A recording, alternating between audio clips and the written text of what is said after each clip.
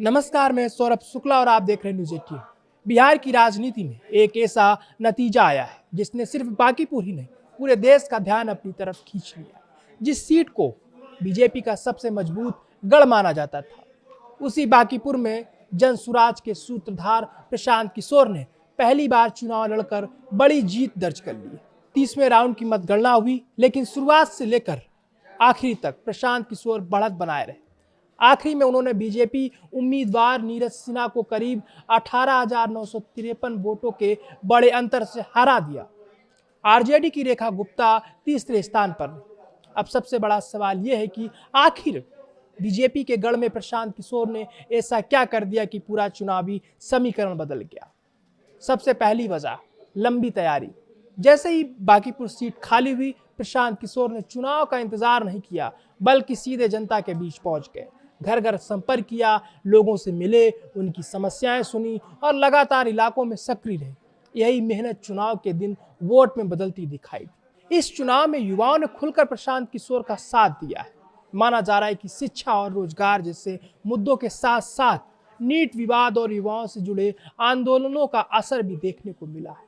कई परिवारों में ऐसी तस्वीर सामने आई कि बुजुर्गों ने बीजेपी को वोट दिया, लेकिन घर के युवाओं ने प्रशांत किशोर पर भरोसा जताया। तीसरी वजह बीजेपी के अंदर की नाराजगी। कहा जा रहा है कि मुख्यमंत्री सम्राट चौधरी को लेकर पार्टी के अंदर और कुछ जाति समूहों में नाराजगी थी।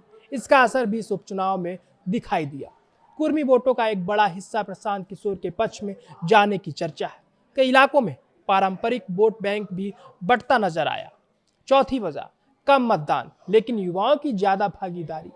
पिछले विधानसभा चुनाव की तुलना में इस बार मतदान कम हुआ, लेकिन युवाओं की जो भागीदारी थी वो ज्यादा रही, जबकि मध्यम आयु और बुजुर्ग मतदाताओं की हिस्सेदारी अपेक्षाकृत कम रही। इसका सीधा फायदा प्रशांत किशोर को मिला। और पांचवी सबसे अहम वजह जो हम आपको बताने जा रहे हैं, हर वर्ग में सेंध लगा ली। बताया जा रहा है कि प्रशांत किशोर को सिर्फ एक जाति या एक वर्ग का वोट या समर्थन नहीं मिला है, उन्होंने एनडीए के पारंपरिक वोट बैंक में भी सेंध लगाई है। वही मुस्लिम वोटों का बड़ा हिस्सा भी उनके साथ गया।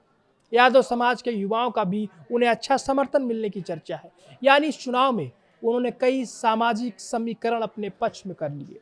लेकिन याद रखिए, ये सिर्फ एक सीट की जीत नहीं है। ये नतीजा बिहार की राजनीति में बड़ा संदेश देने वाला माना जा रहा है। पहली बार चुनाव लड़ने वाले प्रशांत किशोर ने सीधे बीजेपी के मजबूत गढ़ में जीत दर्ज कर ली। ये दिखाने की कोशिश की है कि उनकी राजनीति सिर्फ बयान तक सीमित नहीं है। हालांकि वोटों के जाति या वर्गवार बंटवारे से जुड़े कई दावे राजनीतिक चर्चाओं और स्थानीय आकलनों पर आधारित थे। इनकी आधिकारिक पुष्टि चुनाव आयोग की ओर से नहीं की जाती। अब सबसे बड़ा सवाल यही है, क्या बांकीपुर की ये जीत आने वाले बिहार विधानसभा चुनाव का ट्रेलर है? क्या जनसुराज अब बिहार की राजनीति में तीसरा नहीं बल्कि बड़ा खिलाड़ी बनने की तरफ बढ़ रही है? और सबसे अहम, क्या बीजेपी और आरजेडी दोनों के सामने अब एक नई चुनौती खड़ी हो गई? बांकीपुर का फैसला साफ है, लेकिन इस जीत की गूंज अब पूरे बिहार की राजनीति में सुनाई देने वाली है।